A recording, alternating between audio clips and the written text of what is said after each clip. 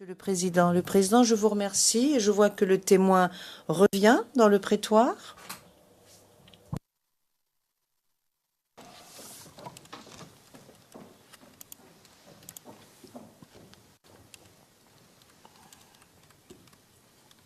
Yes, Mr. Le Président, bien.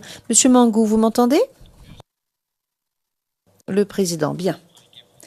Je redonne la parole au représentant du bureau du procureur. Vous avez la parole, Monsieur le procureur. Il y a reconduction ou prorogation du couvre-feu aux mêmes conditions. C'est bien cela. C'est bien cela. D'accord.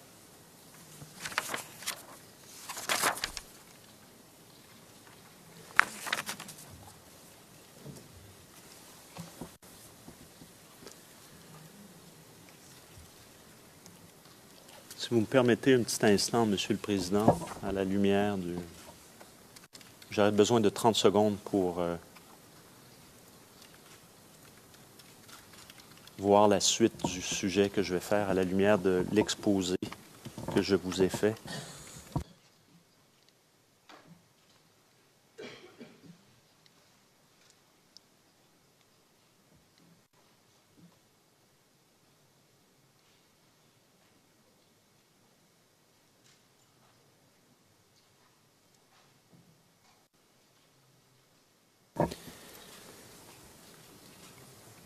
Très bien.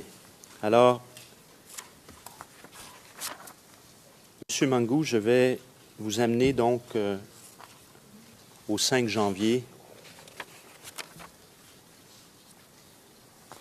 Nous reviendrons en décembre, mais je vais aller directement au 5 janvier.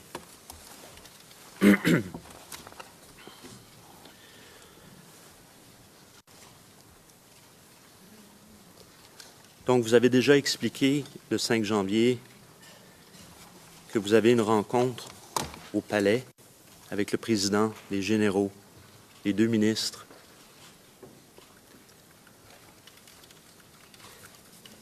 Maintenant, ce que j'aimerais faire avec vous, c'est de peut-être préciser la date,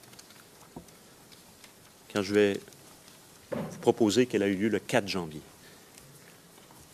J'appellerai, Monsieur le Président, la pièce CIV OTP 0035 1279 à la page 1297. Nous avons une copie papier pour le témoin, ça va peut-être aider. Il s'agit de plusieurs de... Le Président, Madame Lucière, pourriez-vous remettre la copie papier au témoin? Merci.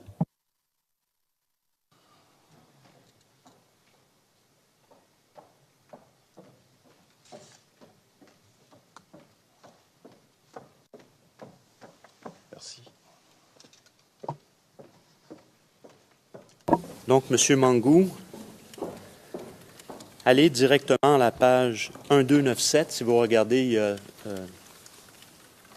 en bas de page, ce que nous, on appelle un ERN, Evidence Registration Number en anglais. La page est intitulée « Programme des rencontres et audiences du président de la République ».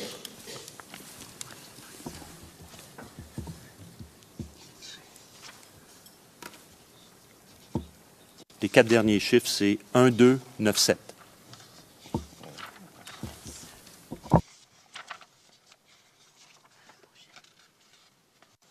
Oui. D'accord. Pardon. Mardi, il y a une entrée, donc mardi 4 janvier, on peut tous lire. Palais de la Présidence au plateau, et on indique les personnes qui sont présentes. D'accord? Oui. Avant de poser ma question sur la date, j'aimerais appeler un autre document, tout simplement pour situer la date. CIV OTP -0003 0598 onglet 68 sur notre liste des éléments à charge pour ce témoin.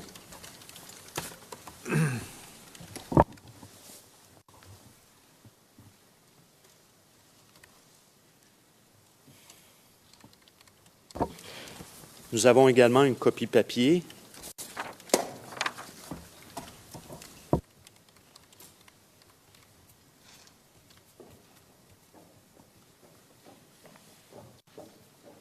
c'est un article du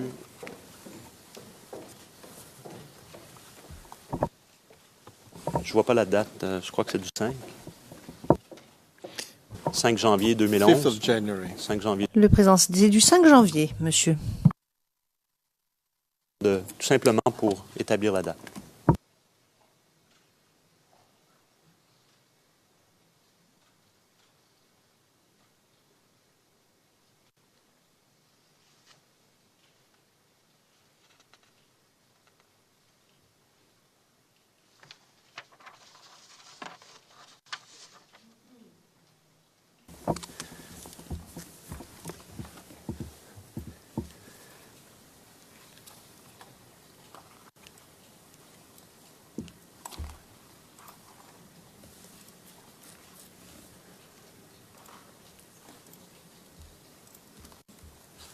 Alors, M. Mangou, vous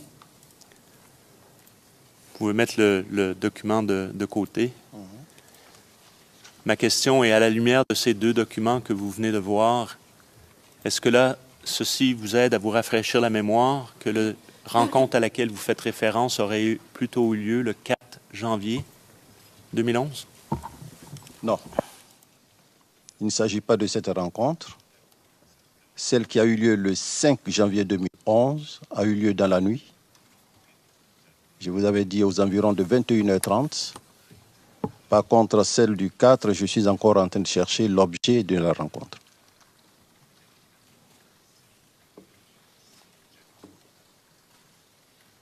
Poursuivons. J'aimerais qu'on discute maintenant de cette opération du 11 janvier 2011.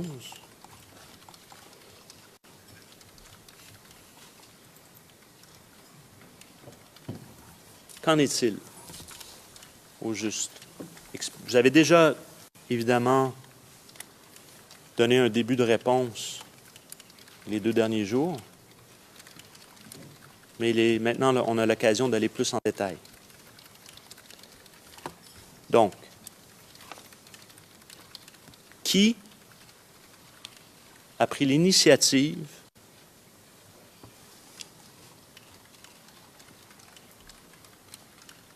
de donner instruction pour la conduite de cette opération? Qui a décidé? Pour l'opération du 11, vous voulez dire 11 janvier? L'opération du 11 janvier 2011. Celle menée par la police nationale. Je vous écoute. Alors, pour l'opération menée par la police nationale, je vous ai expliqué ici que dès que nous avons reçu le décret de réquisition dans la nuit du 5 janvier 2011 aux environs de 21h30, ça devait être un jeudi, nous nous sommes retrouvés le lendemain, vendredi 6 janvier 2011, à l'état-major des armées, pour voir comment est-ce que nous allons déployer les troupes sur le terrain. Et dans nos discussions, le directeur général de la police nationale nous a dit que ce qui se passait à Bobo était du ressort de la police nationale et que ça relevait d'une opération de maintien de l'ordre. Donc je lui ai dit, OK, vous pouvez y aller. Donc cette opération s'est menée au sein du PC Minos, qui est le PC du ministère de l'Intérieur.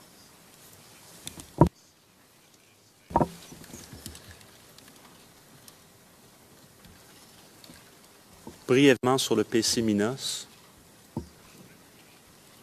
Alors, juste un instant, écoutez ma question.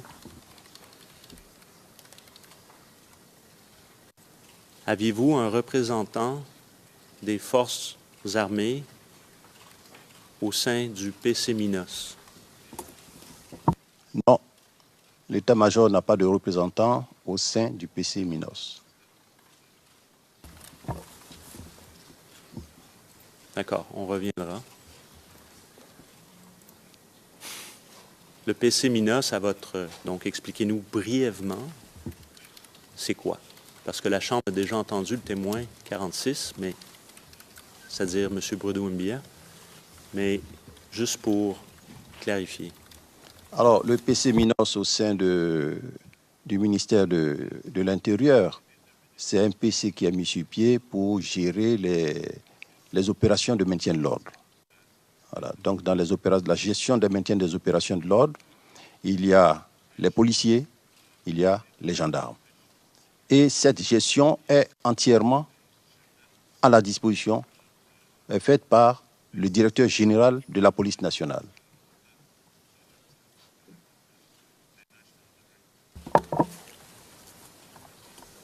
Très bien.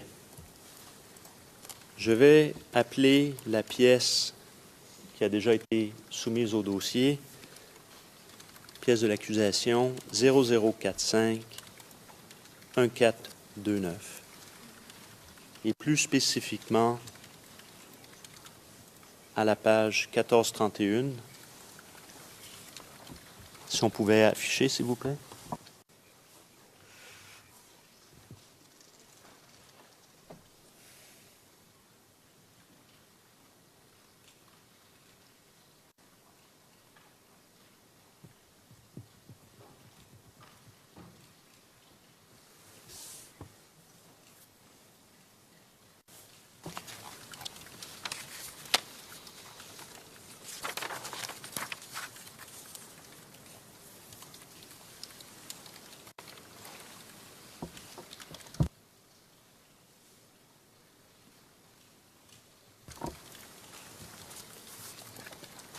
Nous avons aussi une copie papier au besoin si jamais vous n'avez de la difficulté à lire à l'écran, c'est pas évident.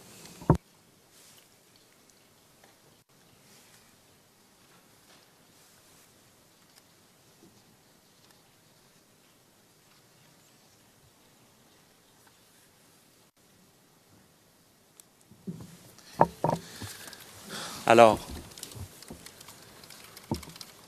évidemment, il s'agit d'un rapport de l'opération de sécurisation d'Abobo PK-18 en date un rapport du 13 janvier 2011. On voit bien que ça vient de la CRS, mais là n'est pas mes questions. En référence au Frago numéro 68, /MA, /CPCO. C'est la référence. Pourriez-vous nous expliquer, s'il vous plaît? Bien sûr que avant qu'on ne définisse les deux phases de l'opération, à Bobo, il y avait continué à avoir des mouvements, il y avait continué à avoir des morts. Et avant que la police ne prenne position, l'opération a été préparée la veille à 03 heures du matin. Donc en fait, à 03 heures du matin du 11 novembre. Une opération qui a été préparée avant que la police ne prenne position à Abobo.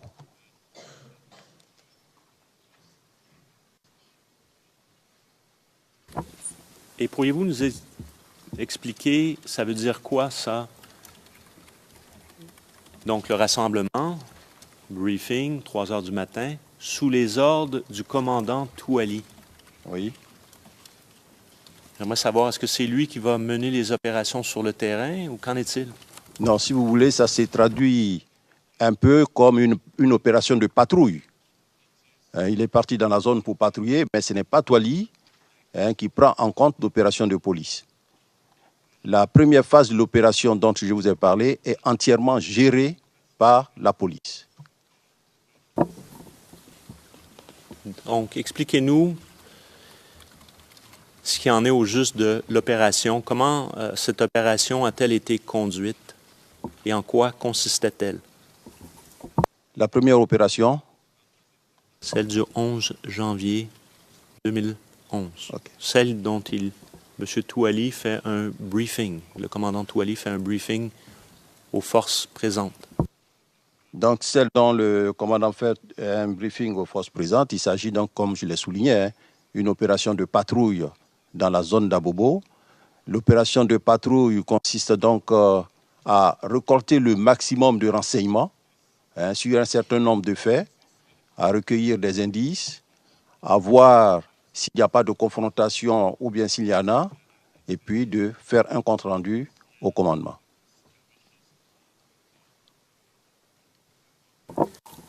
Cette opération du 11 janvier avait-elle quelque objectif que ce soit autre que ce que vous venez de nous décrire? Pas du tout. Toutes les opérations militaires sont menées dans le sens de la défense de l'intégrité des gens. Je veux dire, de la sécurisation des personnes et des biens. Voilà, il n'y a pas d'autre objectif que les opérations militaires que nous menons. Pourquoi est-ce que vous alliez à Abobo faire une opération de cette nature?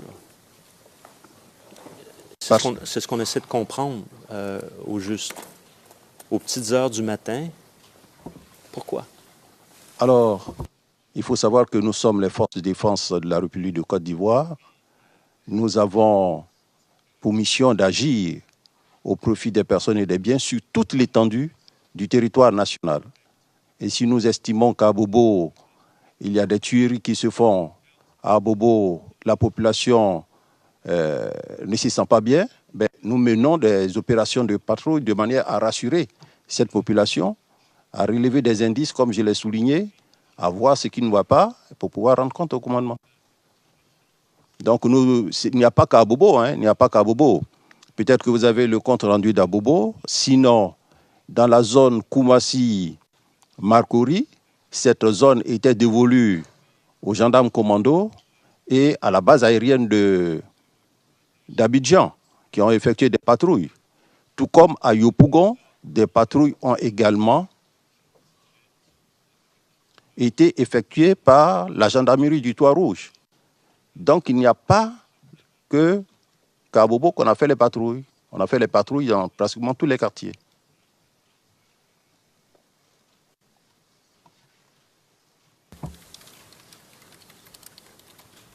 Monsieur le témoin, Monsieur Mangou, pardon, j'aimerais vous revenir à un autre document, toujours portant sur cette même opération. C'est un document du 19 janvier 2011 et c'est le numéro de l'accusation 0046 0316 qui a été soumis au dossier déjà par nos collègues de la Défense.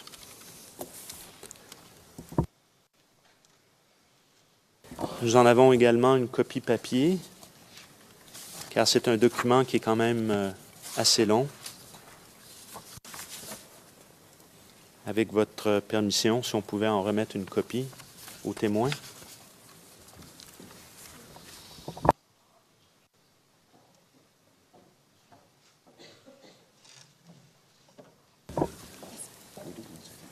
It's not on a...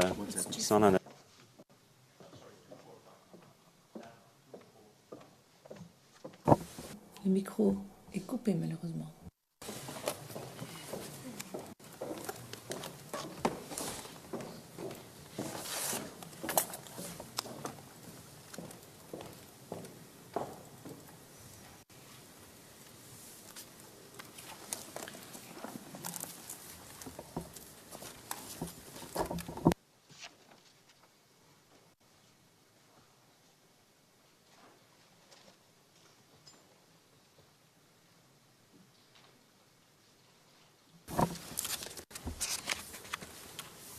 Alors, juste pour qu'on... Je ne sais pas si on est à la même page. Est-ce qu'on est à la première page, le 00460316? Oui, excusez-moi.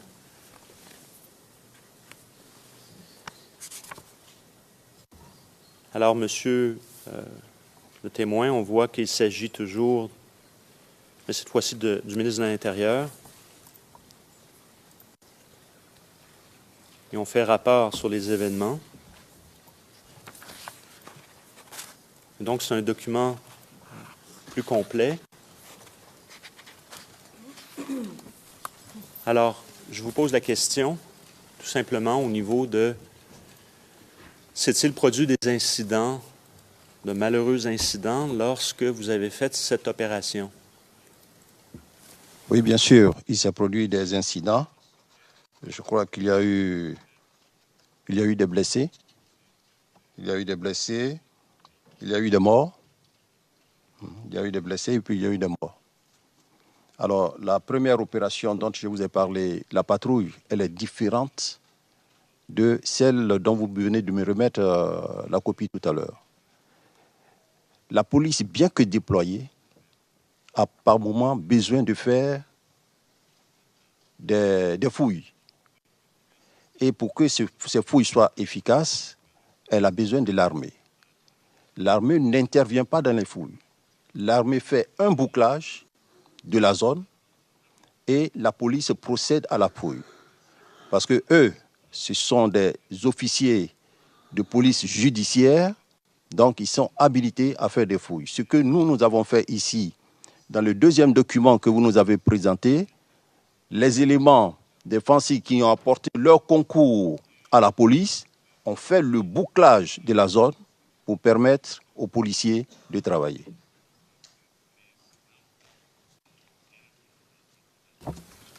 Et si on reprend, Monsieur le témoin, hier, le président vous a montré un document, un BQI, vous a posé des questions à ce sujet. Mais maintenant, j'aimerais vous amener à la dernière page de ce document, si vous regardez la page 0331.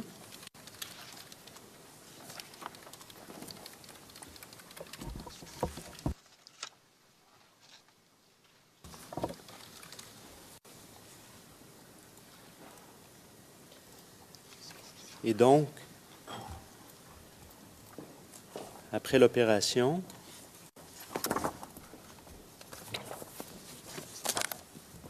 les troupes reviennent à la place d'armes de l'état-major. Alors, que s'est-il produit au juste?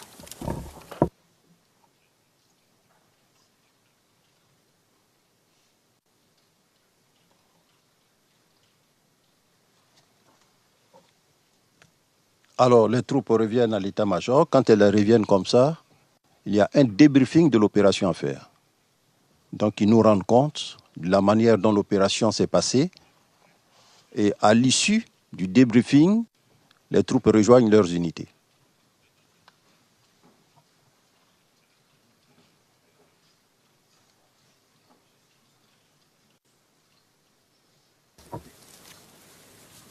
Donc, il y a un débriefing le 11.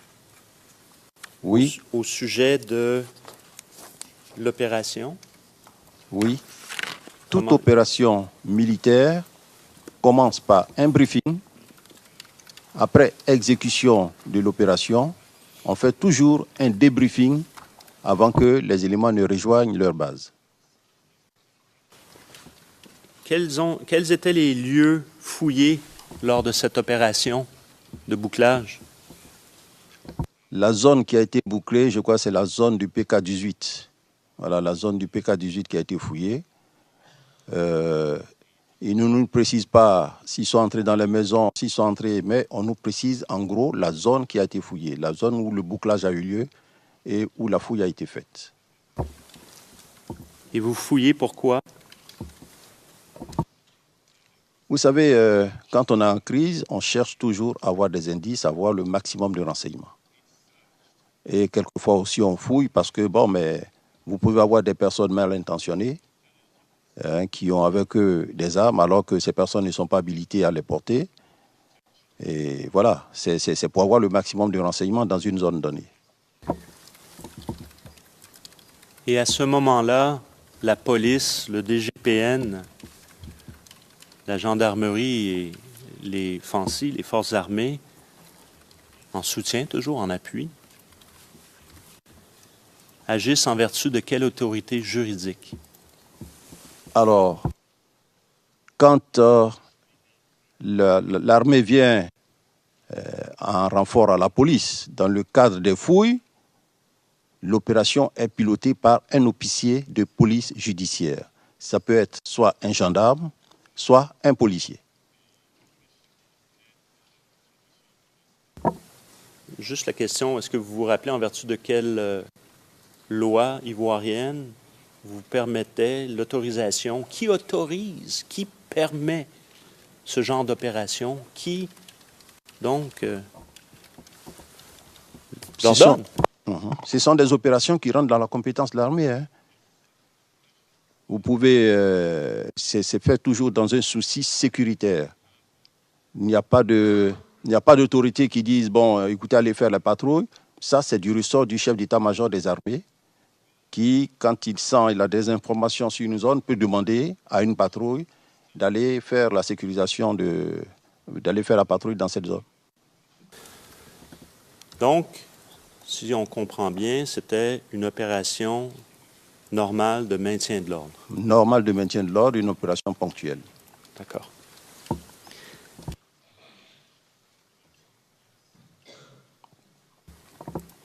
Quel a été l'impact de cette opération sur la suite des événements, sur la suite de la crise? A-t-elle eu un impact, cette opération, et la perte de ces hommes? L'impact et la perte de ces hommes. Monsieur le témoin.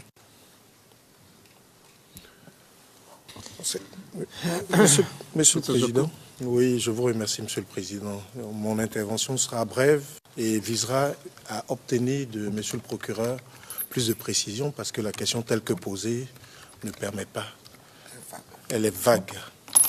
L'impact, c'est vague, surtout sur une si longue période et avec des événements aussi nombreux et divers.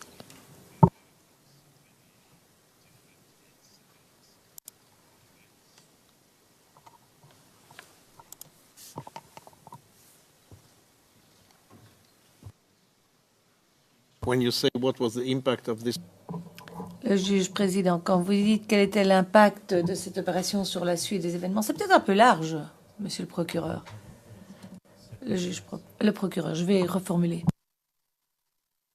Séquence, les dommages aux forces de défense et de sécurité, dont la perte, cette opération a-t-elle eu un impact sur les FDS, sur la crise, sur la suite des événements dans les jours qui suivent? Toujours dans un ordre chronologique des événements. J'avoue que je ne comprends pas toujours la question, mais ce que je voudrais vous dire, c'est que l'opération de bouclage, quand on l'a fait dans une zone, c'est pour voir si effectivement il n'y a pas d'armes, c'est pour voir aussi souvent s'il n'y a pas de substances telles que les drogues et autres. Et puis, bon, voilà. Vous l'avez bien dit, M. Mango, vous êtes dans une opération du maintien de l'ordre. C'est bien ça. D'accord. Passons au 12 janvier. Passons au 12 janvier. Donc, le lendemain.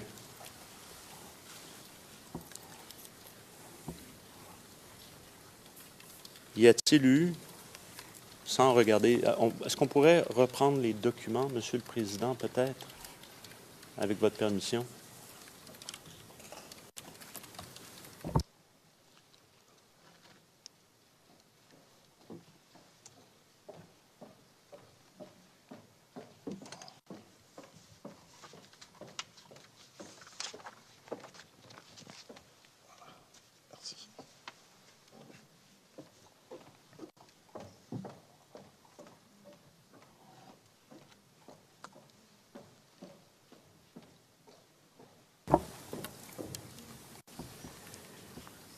Est-ce qu'il y a eu une rencontre entre vous et les généraux le lendemain, au lendemain de cette opération,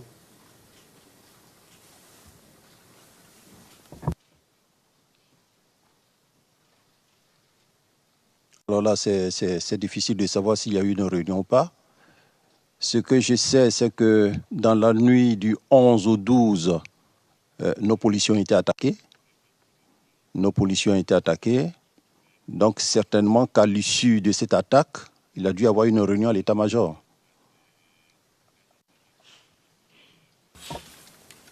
Et donc, je vais rappeler la pièce que la Chambre vous a déjà montrée.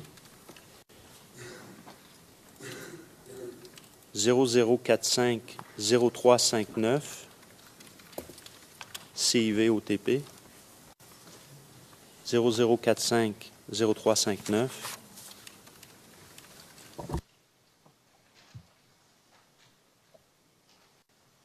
Et il y a un endo.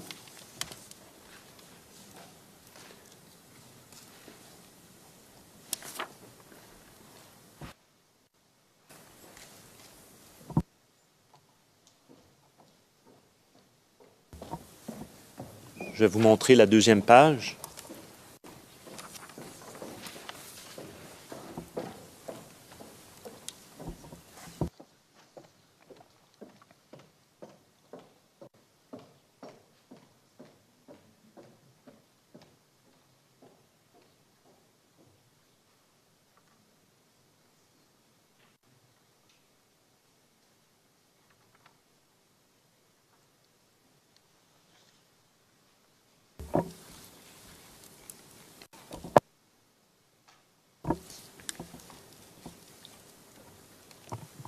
Oui.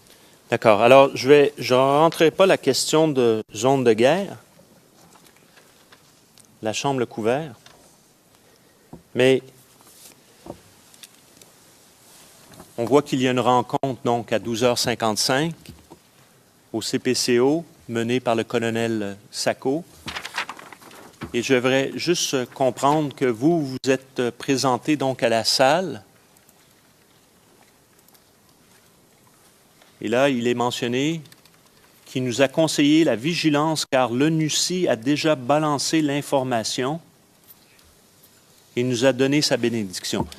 Alors, qu'en est-il au juste de, si vous êtes capable, conseiller vigilance car l'ONUCI a déjà balancé l'information? Quelle info l'ONUCI avait-elle balancé à ce moment-là? Alors, je reviens sur ce que j'ai dit hier.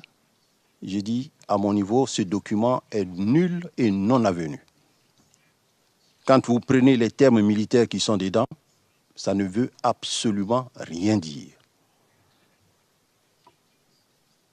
La police, la gendarmerie ne peuvent pas appuyer l'armée. Ce n'est pas un document conçu par un militaire. De deux, on nous dit ici, c'est marqué brigade, entre parenthèses, Makaka. Ça veut dire quoi, Makaka? Aucune signification, Makaka. Charlie 9. Oh, j'ai bien précisé ici les moyens dont nous disposions. C'est Makassi. On n'a jamais été à Makassi. Dans la position... BAE, Makassi. Oui, dans la position des forces que je vous ai données hier, je n'ai jamais cité Makassi. Qui était à Makassi? Pourquoi faire? Et qu'en plus, la personne est Charlie 9. Et la personne communique avec qui? On n'avait pas de poste de transmission. Je vous dis qu'on communiquait essentiellement au cellulaire. Donc, les Charlie 9, les Charlie 10, ça n'existe pas. Hein? C'est pas... Ma question, M. Mangou, Oui. on essaie tout simplement de comprendre. Merci pour les explications sur la valeur que vous attribuez à ce document, mais ma question est, a-t-il été question par vous de l'ONUCI? Monsieur le Président. Monsieur le Président, s'il vous plaît. C'est ça ma Monsieur question. le Président, s'il vous plaît. Est-ce que la Chambre pourrait demander à Monsieur le procureur de ne pas perdre le temps de cette Chambre sur des choses aussi évidentes? Le témoin a dit et a répété avec fermeté qu'il ne connaît pas ce document, qui est nul et non avenu. Ce sont des termes juridiques que nous comprenons tous. Est-ce que la Chambre pourrait demander au procureur de ne pas perdre le temps de cette Chambre? Le juge président. je reste de rester calme. Du fait de cette intervention, je crois que ce que moi je voulais dire, c'est que hier j'ai compris que ce document n'est pas un bon document, pour pas utiliser un autre terme. Alors, quand vous nous dites on reviendra à ce document, j'ai pensé à ce moment-là, mais je ne sais pas pourquoi. Enfin bon, maintenant, entre-temps, les choses sont claires. Là, à la lumière de la réponse du témoin. Le procureur, juste sur ce point, Monsieur le Président, avec toutes mes excuses, c'est un rapport sur lequel un témoin a témoigné, et on voit d'ailleurs sur ce rapport qu'il est mis vu. Il nous a expliqué le genre de document que c'est, et c'est un rapport sur lequel nous avons une discussion. Donc, je ne discute pas la véracité ou la précision des faits. Je lui demande si on a discuté l'ONUCI. Et c'est tout. C'est la seule chose que je demande. Alors, c'est peut-être à la fois pertinent et admissible, parce que le poids que l'on va attribuer à ce document dans ces autres parties du document va influencer l'ensemble des éléments de preuve, y compris M. Mangou, qui ne le reconnaît pas puisque c'est un document de police. Le juge président. M. Mangou, une question. Ce document, est-ce que vous reconnaissez quelque chose dans ce document qui est soit véridique, soit réel, valide ou non? Non, Monsieur le Président. Et je voudrais apporter les arguments, Monsieur le Président. C'est que les termes tactiques utilisés ne sont pas ceux que nous utilisons en tant que militaires. Un. De deux, je vous ai défini quand est-ce que moi-même j'ai pris la décision d'aller voir le ministre de la Défense pour lui proposer la zone de confiance. Or là, à la fin du document, c'est signalé que le général Mangou, c'est-à-dire moi-même qui suis concerné, annonce aux gens que l'ONUCI a informé. Mais c'est moi qui suis concerné, je vous dis que non, ce document, il est faux. Et vous me parlez de témoin qui est venu ici pour y attester, par rapport à moi qui suis concerné. C'est moi qui suis concerné. J'ai dit non, que le document est faux.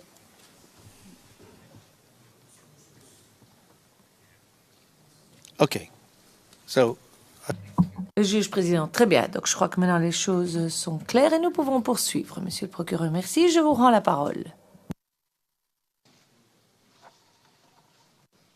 Sorry, do you want... Le procureur. Monsieur le président, vous voulez faire la pause maintenant ou pas? Le juge président, oui, désolé, je n'avais pas réalisé qu'entre-temps, il était 11 heures. Et que donc c'est l'heure de la pause, en effet. On reprend nos travaux à 11h30. Et à ce moment-là, on entamera la deuxième session. Merci. L'audience est levée.